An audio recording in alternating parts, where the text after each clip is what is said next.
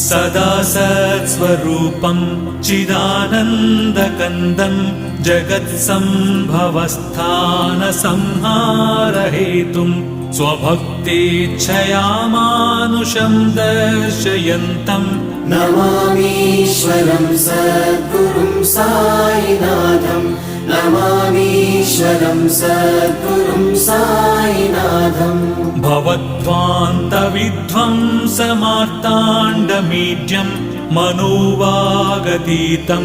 मुनिर्ध्यानगम्यं जगद्व्यापकं निर्मलं निर्गुणं त्वां नमामीश्वरं सद्गुरुं साईनाथं नमामीश्वरं सद्गुरुं साईनाथम् भवाम्बोधिमग्नार्दितानां जनानां स्वपादाश्रितानां